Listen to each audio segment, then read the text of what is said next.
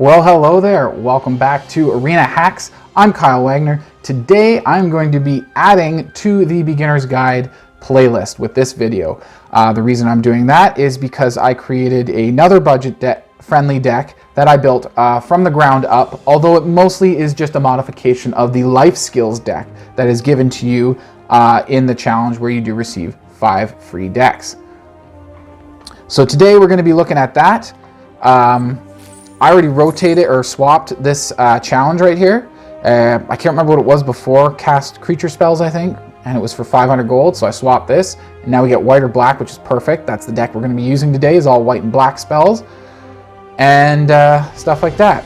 Stay watching until the end of the video, because at the end of this video, I'm actually going to be showing you how sometimes on Arena, you can actually get free gems. Yes, free gems from Arena into your account. So this is 0 right now. We are actually going to have 500 of them by the end of this video. So stick around and make sure you watch that. Free money is always cool. So that being said, let's go take a look at that deck and get to some gameplay. Here's the deck that I was just talking about. It's called Clerics. The picture on the cover is I can't remember what that's called. Expedition Healer, which I changed. I took them out. I swapped them with the tactical advantages. Does give you that little edge for 1 white mana to just throw it out there, and it just helps you get those extra creature kills when you're defending against your opponent's attack and stuff like that. So yeah, that's why I swapped those out, the tactical advantages, and I did find with the testing that did actually work out a little bit better. It did help the deck generally run a little bit more smoother. I think it did. Just having even 1 tactical advantage that I used at a very good moment pretty much changed the game around. I'm like, if I didn't have that tactical advantage at that moment, it's kind of funny that the card's called that. If I didn't have that tactical advantage at that moment, then yeah, I may have lost the game. So, but instead I won. So there was a few games like that. Excuse me, that it did work out, even with only 2 copies. But I did only have 2 copies of the Expedition Healer in the first place anyways. So, taking a more in-depth look at the deck, I got a Speaker of the Heavens. That does come in one of the decks. I think it originally comes in this deck, the Life Skills deck. I'm not entirely sure, but that's one of the rares right there. Don't get too hung up on trying to activate that ability. As much life gain as we have in this deck, it can be tricky to get to 27 life while you have a Speaker of the Heavens that does not have Summoning Sickness. It's like it takes a whole turn before he doesn't have Summoning Sickness, and then you can actually tap him for anything, attacking.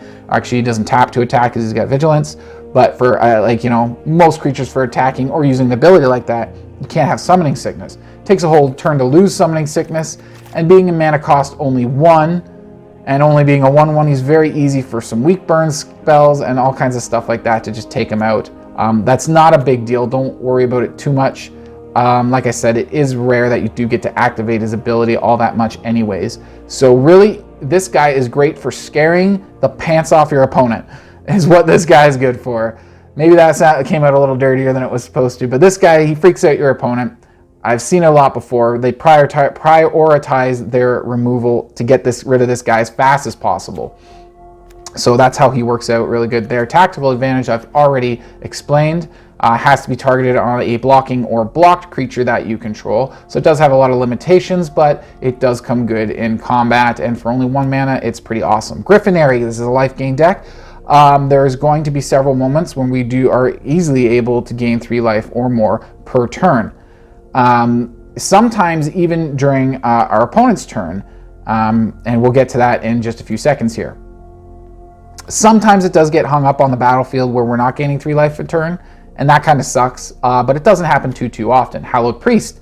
This guy gets stronger and stronger as you keep gaining life, and we gain a lot of life in this deck, mainly from Impassioned Orators, right? 4 of them in the deck. You're getting them often.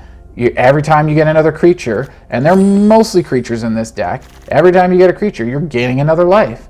And that can be really handy with life gain triggers. A lot of triggers like this happen when you gain life. This one's at the end of the turn if you've gained 3 or more. So it only triggers once per turn. And this guy is like whenever you gain life. So whenever you gain life, doesn't matter how much life it is, he's getting a 1/1 counter. So if you're gaining a lot of life at once, he's only getting 1/1 counter. If you're gaining 1 life many times, he's getting a lot of +1/+1 counters, and he's going to get big and strong. He also scares our opponents a lot too. When they see how fast we start adding 1/1 counters to him, they prioritize getting rid of this guy. When really they should prioritize more on the Impassioned Orator or the Cleric of Life's Bond, who is much like the Impassioned Orator, except he also gets pumped up from the life gain, but not as quickly as the Hallowed Priest.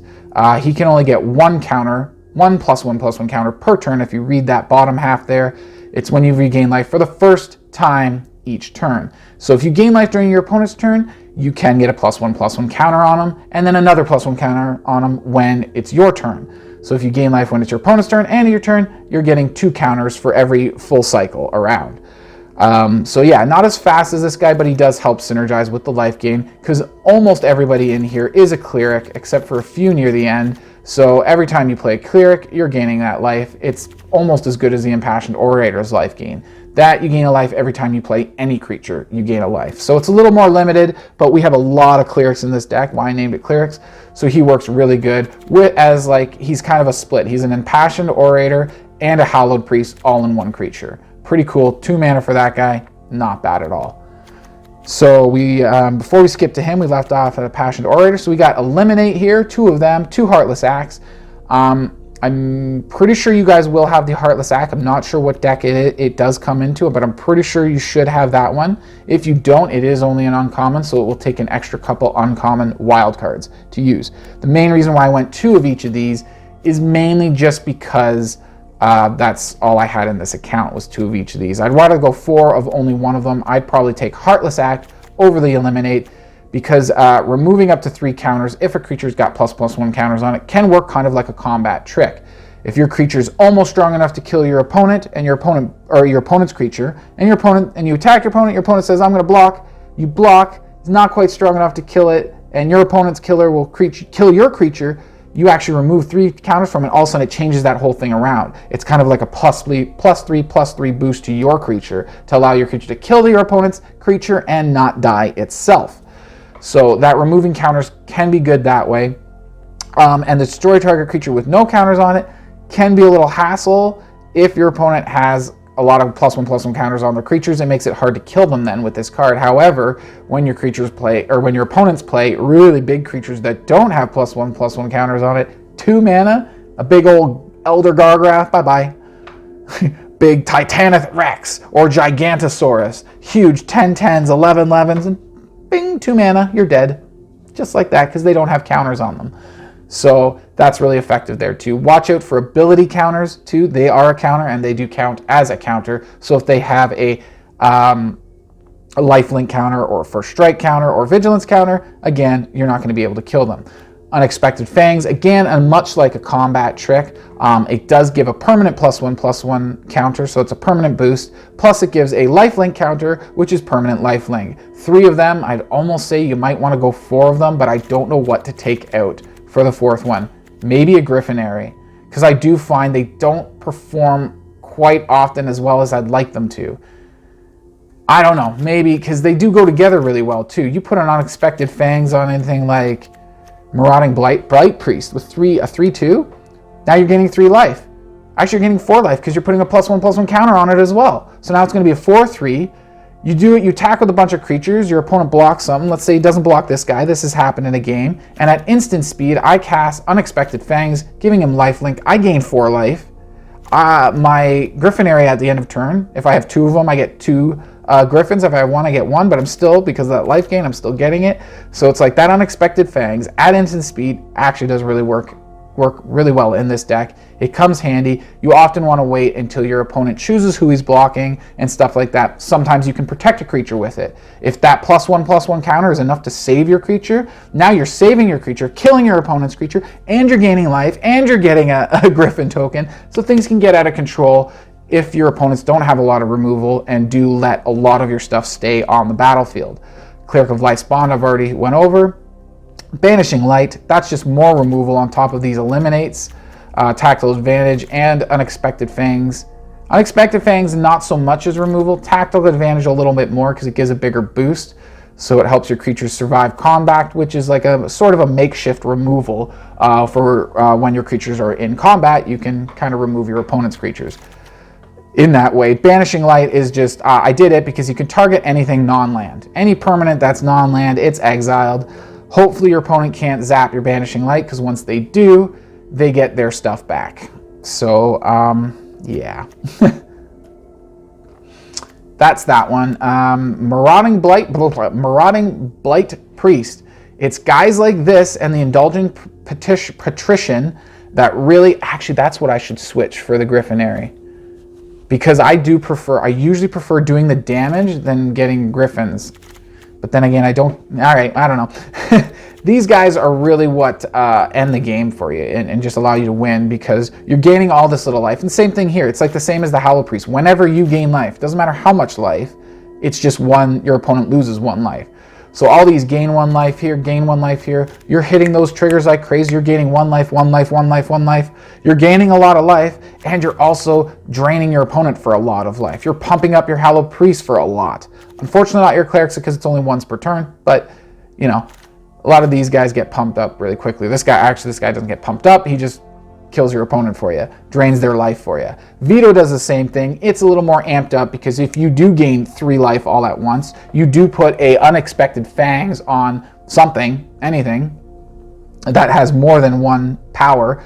Now, instead of doing, much like the Blight-Priest, instead of doing 1 life, taking 1 life from your opponent, it's taking life equal to the amount of life you've just gained. Really cool stuff, really effective, good game ender, especially with his ability there too. If you have the mana to cast it, you just attack with everybody except your Veto. Make sure he doesn't die, he has to survive. And even if all your creatures get blocked, you give them all lifelink like that, and you can do that at instant speed. You can let your opponent choose blockers first, and then instant speed, everybody gets lifelink. Now all the damage they're doing, Veto will do that much damage, we'll just add that much on top of it. You've got a 3/3, a 2/2, or 3/3 and 2 2/2s that you're attacking with, right? That's a total of, let's see, 3, 6, 7 damage. So now you're going to do 7. Veto himself is going to drain your opponent for 7 extra life. Even if those creatures get blocked, yeah, your Veto's doing 7 life drain just on his own, with them doing damage to the other creatures, because they're gaining life with the life. Like, it's just great. Good game ender there. More of these guys would be helpful if you do want to use more rare wild cards. Indulging Patrician, I already mentioned her briefly. She basically has the same thing as Veto and Marauding Blight-Priest. As you're gaining life, has to be 3 or more life, just like the Griffinary.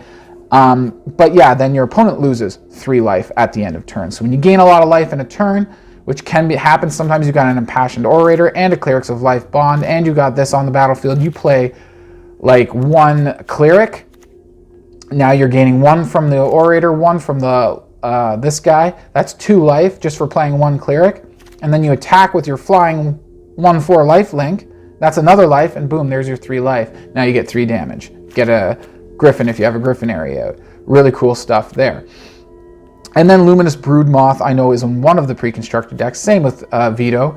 But Luminous Broodmoth here, great stuff. A lot of non-flying in here. So whenever they die, they just come right back with flying. Indulging Patrician is the only flying in here other than Luminous Broodmoth. So I have Luminous Broodmoth out, and then, you know, these guys die in combat or whatever, and they just come right back with flying. Really cool stuff. So that's everything for that there. We're going to go over here. We're going to go Rares and Mythics and see what we have in here. So this guy here I know is in one of the pre-constructed decks. I don't think it's Life Skills. I think it's the mono white one. He's really cool too because of his little lifelink guys there too. And when he attacks, he's creating these 2 creatures, which will pump up your Orator. You'll gain 2 life just when you attack by creating those, those 2 extra, those 2 extra 1/1 creatures with lifelink, and he creates them tapped and attacking, so they're going to gain you life as long as they are able to do some damage. You're going to get some life gain off of that. I'm actually really thinking I should find a way to throw him in there. There's 2 of them, but the problem is, what do I take out? He's not a Cleric, right? So he's not going to synergize with Clerics. He's a rare, though, and there's a good reason, right? Like, You know, he creates 2 creatures, which is going to activate the Orator. You know, like it's just, but it's like, what do I take out? Like this deck does work pretty well as it is, so it can be hard. But I thought he would be worth a mention there. There's another one worth a mention. I think this one you get in one of your decks. I'm not too sure.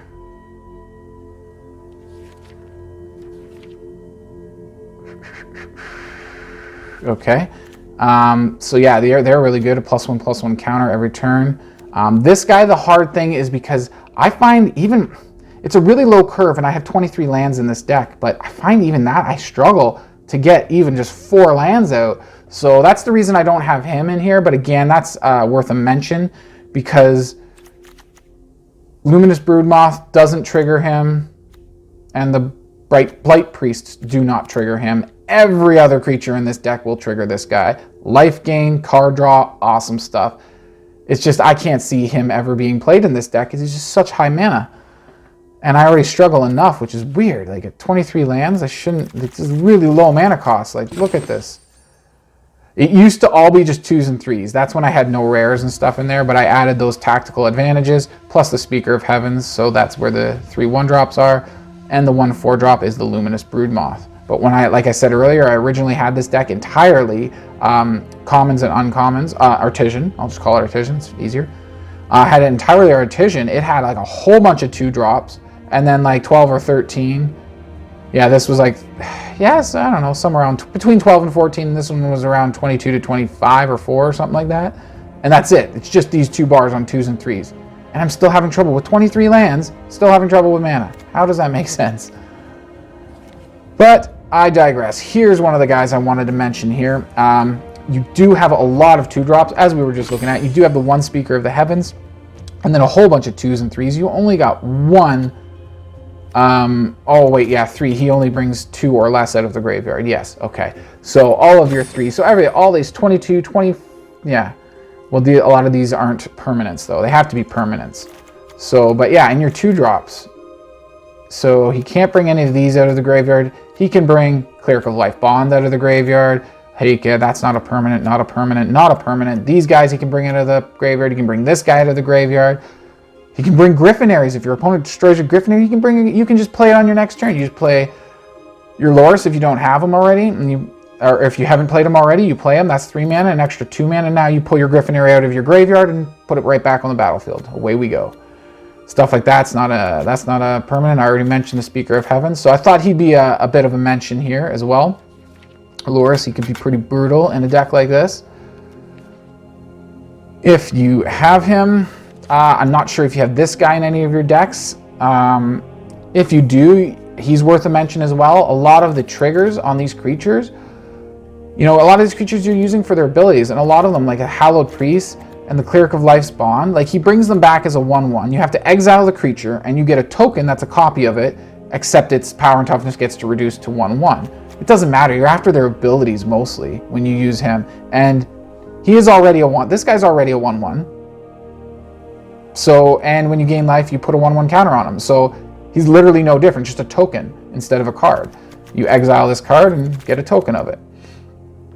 This guy's very similar too. He gets reduced from a 2/2 to a 1/1, but he pumps himself up with that life gain ability. And you also gain life by having him on the battlefield.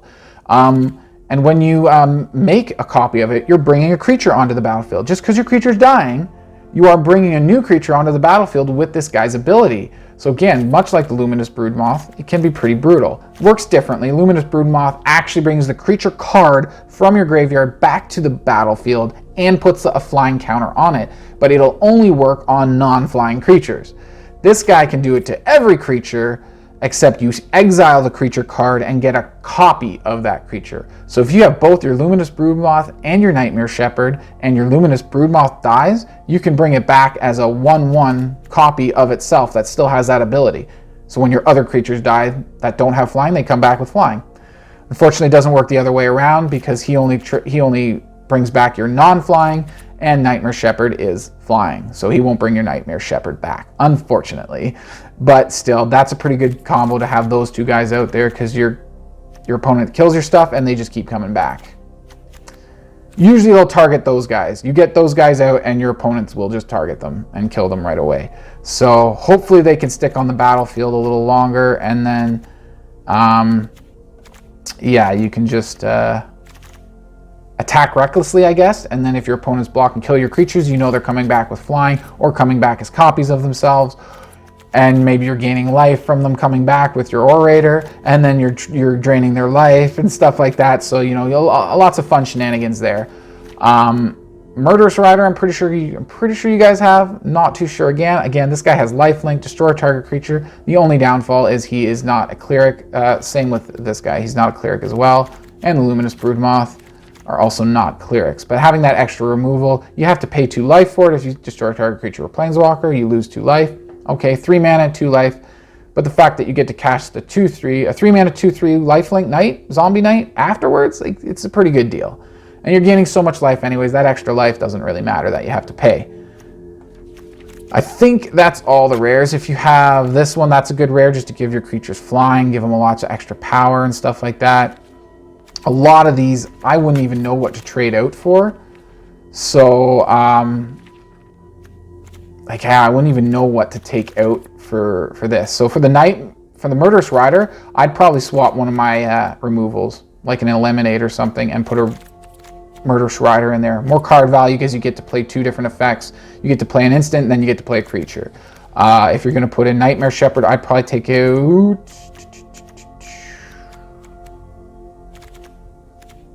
Griffinary, maybe. Yeah, because you wouldn't be relying on your tokens as much anymore. So yeah, I'd take a Griffinary out for him.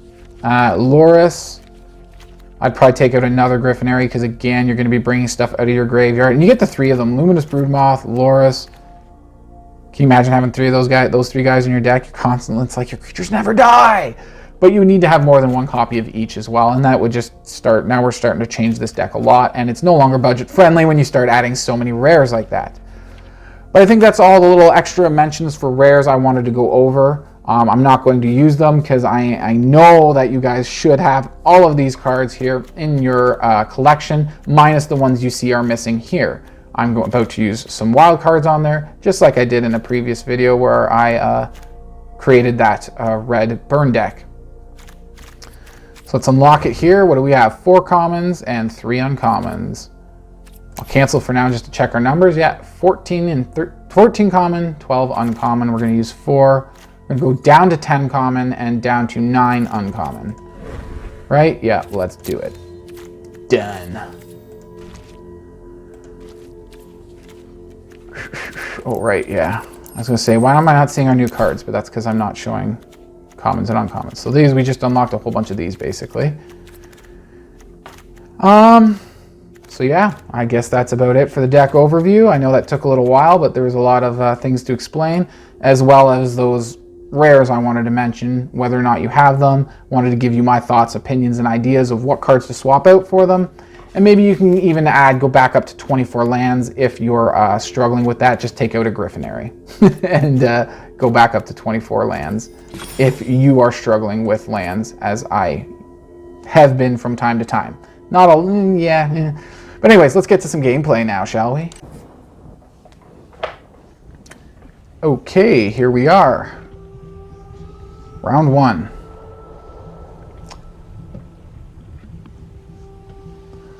I'm definitely going to keep it. I'm just debating whether or not I play the Speaker of the Heavens right away. Because their opponent's probably just going to be like, oh no, gotta kill it. Let's give it a try. See if it makes it around. Oh boy, here we go.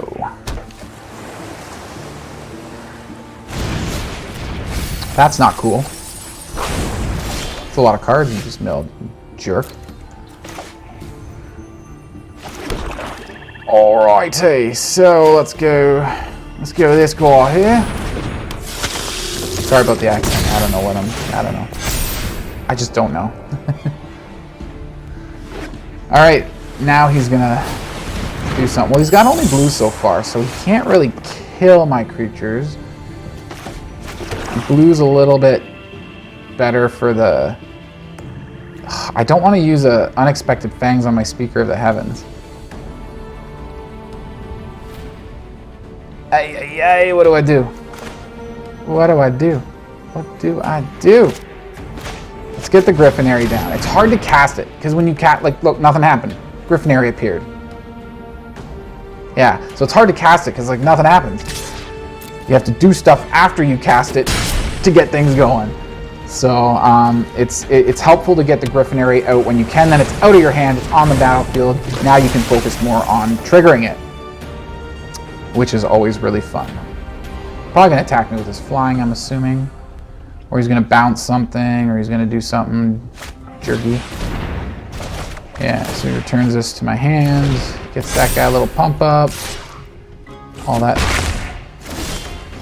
stuff.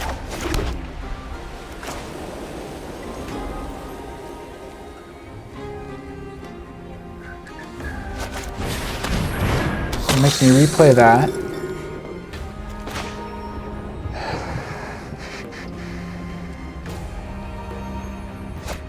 Or should I go this guy, gain some life from him, attack with the Speaker of Heavens, gain some more life? How much life have I gained this turn? Just, no, I haven't gained any, have I? No. Let's throw this guy down then, attack with the Speaker of Heavens, because he can't kill my Speaker of Heavens. He'll block it, but I'll still gain the life from it. So, he's got no mana, so he can't really do anything special or crazy. So let's just punch his, what is that, Merfolk, what is it? Secret Keeper. Now he's gonna mill me like crazy. Ah, I see a lot of good stuff there. Oh, how's my deck doing? 43, he's at 52, so he doesn't, he's definitely gonna outlast for the deck size.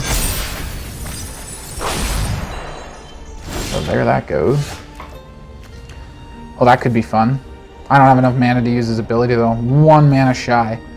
I'll hold on to him for now, and then I'll work towards this, and then what is this? +1/+1 and lifelink counter. No, I don't want to put it on the Speaker of the Heavens. If I attack, he'll block with this guy, so let's play this guy. We'll gain 2 life. These guys will each get pumped up. And then I'll have mana for Unexpected Fangs, and I'll attack and see what the opponent does. Boom, boom, boom, boom. Ooh. It looked like a lot of stuff just happened there. Not attacking with him, but we will swing in with the rest. What does he do? Even if he doesn't block, I'm still going to give one of them lifelink, because then I'm going to get a little bird token, a little griffin token. This guy's going to pump up even more.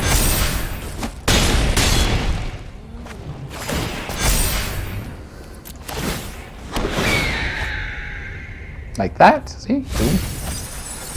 As long as my library has cards in it, I think I should be able to get them with what I have on the battlefield. Well, except I'm going to add veto to it as well. The veto's going to end it, really. Attack with as much lifelink as I can and get veto to just smash his life total. He's got 2 mana untapped. Now he doesn't. Ooh, that's dirty. I hate that. That's not good. Now he just took away all my lifeline. That's going to take me at least an additional turn to get his life total down. Well, I can't play. I need 1 more. It's always 1 more mana than I'm like, how long ago was I? 1 more mana for his ability. 1 more mana to play both of these in the same turn. Urgh.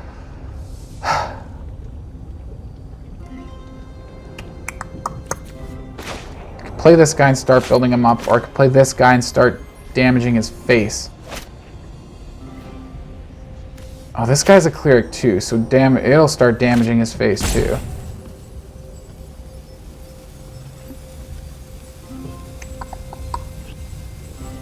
I'd like to gain life before combat so that these guys will each get pumped up though. I have to play a cleric to do that. These are all clerics. I can only play one of them. Let's go for the rare. Maybe I'll get some kind of life link thing or something.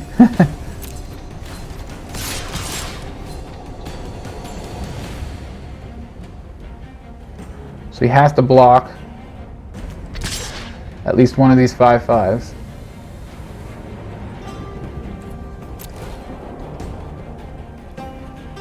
He's probably going to block the Speaker of the Heavens. That's okay. I've got 29. I can actually use his ability. So before he dies, I'll tap him and create a big old flyer. What? Why can't it? Excuse me? Okay, I just heard the... Yeah, okay. Well, what happened there? I can use that ability at instant speed. Why didn't it give me... I didn't have the auto pass on. What happened there? I mean, I'm not too pissed that I won, but no, I'm still kind of... No. He had vigilance, so he wasn't tapped. I should have been able to... He declares blocker, and then I go, well, you have it, and then the game should wait for me. You have an ability at instant speed. Do you want to use it or not? And then I have the choice to use it or not. But it just went through to combat, and I'm like, excuse me? No. Anyways, the reason I went with veto after that big decision is because if he survived the round and he did not get bounced back to my hand, and my next card that I picked up was any kind of land, basic land, my other ones are coming to play tapped, so it had to be untapped. As long as it was basic land, which is the majority, yeah, I could have used his ability, tacked with everybody, didn't matter if they died, as long as they dealt damage. He was at 6 health, all that damage, all that life drain he would have done, game over. So that was touch and go for a while. Let's go to the next.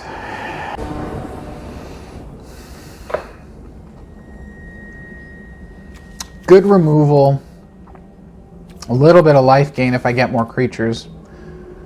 I do have more creatures than non-creatures, but my hand has more non-creatures than creatures, so I'm hoping I draw some creatures to activate this guy, get some life gain, get a better guy to put this on than...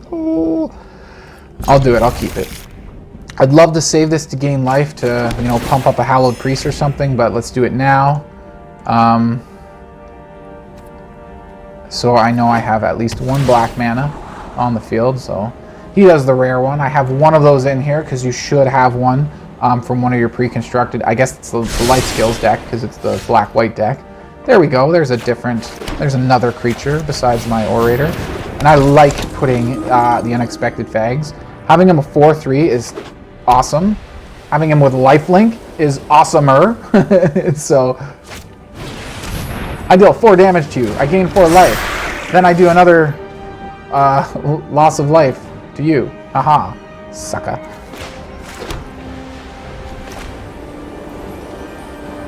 Should I do this guy and start pumping him up? Or should I do...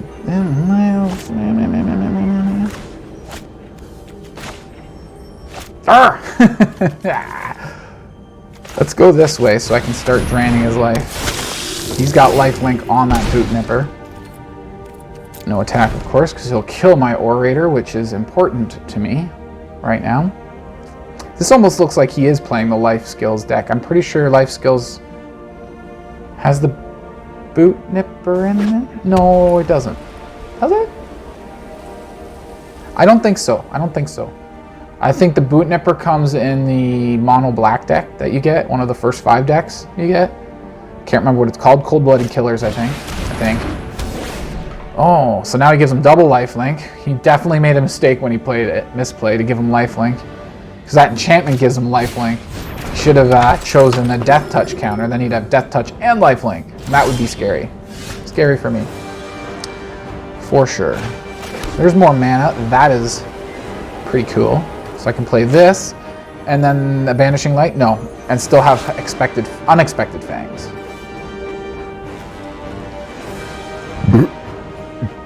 Excuse me. So these guys double block, it's 2 damage, or 3 damage. Which means Unexpected Fangs won't save anybody. Let's go this guy.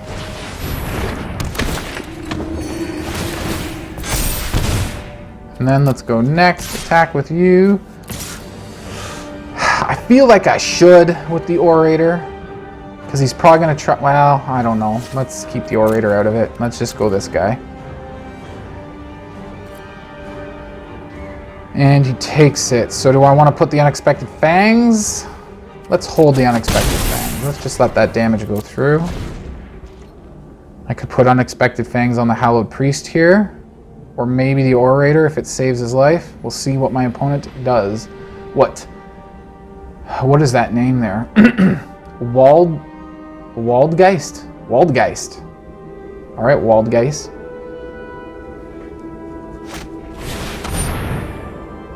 Target creature until you get a -2. I could save him with a Unexpected Fangs. Should I do it? He's still gonna gain X life. Yeah.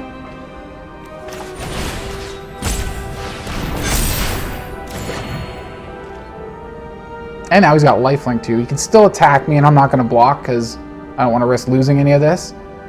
But I think that'd be worse for him because then I'm going to attack him all out with this guy will be like, he'll be a 3/3, maybe even a 4/4 on my turn. Lifelink, yeah. Ooh. Ooh. Oh, okay, I was going to say, I was just about to, what I was about to do was I was going to drop the Banishing Light, I was going to hit his Boot Nipper, just because it has the more toughness, and I'd get rid of that enchantment too. Would go into his graveyard. So I'd hit the Boot Nipper, and I'd just attack all out. I don't think he can kill anything with his Chorister, so he can block some damage, block 3 damage here. He'll gain a life, so he'll turn that 3 damage. Actually, yeah, and then which will mean 4 damage will go through, but I'll gain 3 life, and then, oh no, wait, yeah, if I played this, then yeah, I wouldn't have been able to hit the, use the Griffinary. So the thing is, this guy could have killed most of my guys here. He could have double blocked to kill this guy. He could have, yeah, I had no creatures to gain life, to pump up, so yeah. So that's why I had to play the Banishing Light first, get rid of his Boot Nipper. Now he doesn't have enough power on the field to kill anybody, and then I attack all in, and away we go. Okay, and we are back again. This is round 3, I believe. Let's see how it goes. I like the hand so far. We got the Orator for life gain, the Banishing Light for removal, this guy for more life gain, this guy for benefits from life gain. Same with this guy, kind of. So I don't see any black, so I'm gonna try to save. Yeah, I'm gonna try to save the Barrens for this guy. No, I need white. Son of a. I'm gonna have to play it first. Yeah, I can't use it to pump this guy up. I have to play it first to make sure that I have white mana. Oh well, it's better like late game when you already have enough lands on the field, and then you get a Scoured Barrens, and it's like, oh, you just play it for free, because it's, you know, all lands are free to play. They cost no mana, and yeah, and then you get a life gain and trigger all your life gain stuff. Pretty cool. I think I may have mentioned that before. Well, that sucks. That guy's going to pump up pretty quick. I can Banish Light that guy soon-ish. So for now, I'm going to try to get some life gain synergy going on. I should have probably played the Orator first, just because he gains life more easily off of more variety of creatures. However, I do have all Clerics in my hand right now, so that's not a big deal. Can't be blocked by creatures with power 3 or greater. As long as it's a 1/1. I don't often, most of my creatures come down with power 2 or less, most of them. I'm glad he put the counter on that guy. Now I'm gonna have to Banishing Light. I'd like to do something else, but I gotta get that guy gone before he does too much damage. Or maybe I can do Orator first. Or no, let's go this guy to start pumping him up. Life gain here.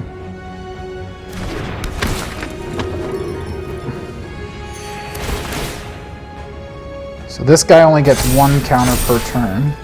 This guy gets as many as you gain life. I'm just going to swing in with him. See what he does with that. He has 3 at me, I throw 3 at him. Now I'm going to pump up. Oh, did I play a land already? I thought I didn't play my land yet, and I was going to play this and give him another pump up. Well, that sucks. He needs to gain a lot more life for that, though. Please go back on the Aspire. I should have killed the Aspire. Yeah, that was silly of me. Oh, well, I should have used the Banishing Light earlier. 3 more damage, that's fine. I'm going to be putting quite a bit more pressure on him or her. Allele. Allele. Got that allele. Let's... Yeah, I gotta get rid of that aspirant, or whatever. I'm not too worried about a Speaker of the Heavens. It's a 1/1 Vigilant lifelink. He's 10 health away from... Oh, wow. What a jerk.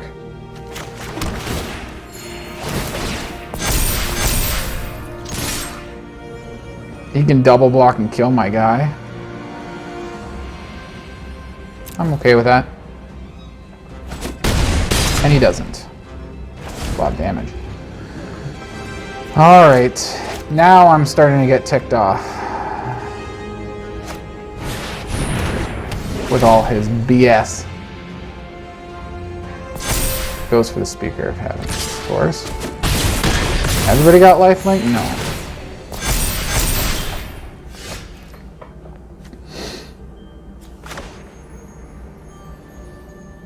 Damn, I wish I had more mana.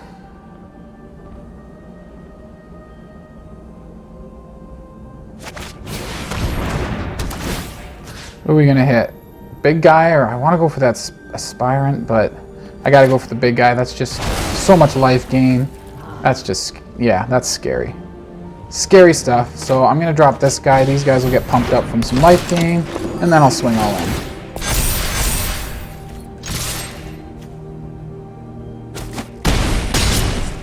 Hopefully he cannot kill me this turn. Hopefully.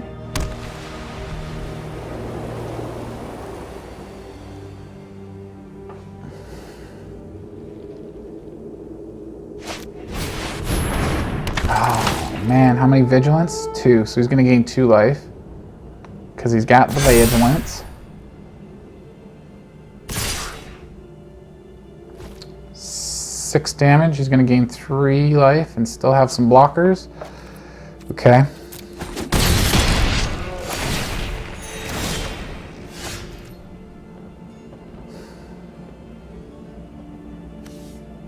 So I can play 2 of these guys' spells here. This guy will get double pumped. This guy will be a 6/6. I'll gain 1, probably 3 life maybe. He's got 2 blockers. I've got none of my Patricians or Veto or the Blight-Priests. Did I have one at all? No, I haven't seen any of them. Dang, because that would help right now to get some damage around his creatures. Or some life drain around his creatures. I should go for the Orator first, then the Hallowed Priest. And then everybody has a little fun that way.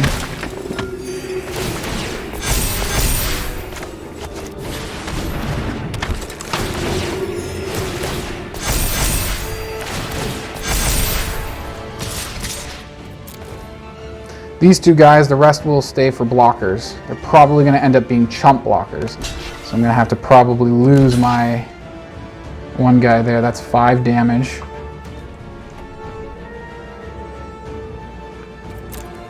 And he's doing 6, so he can't kill them both. Let's go this way.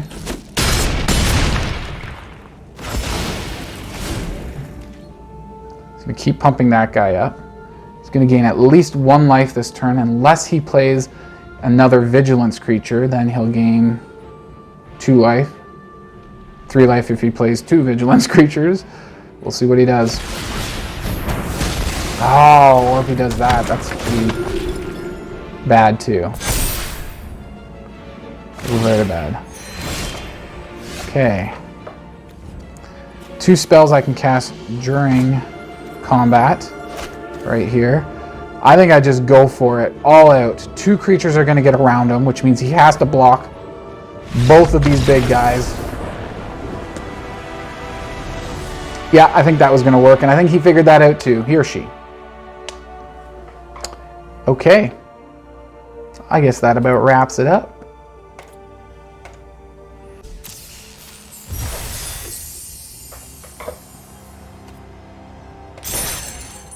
Okay, so here we are at the wrap-up.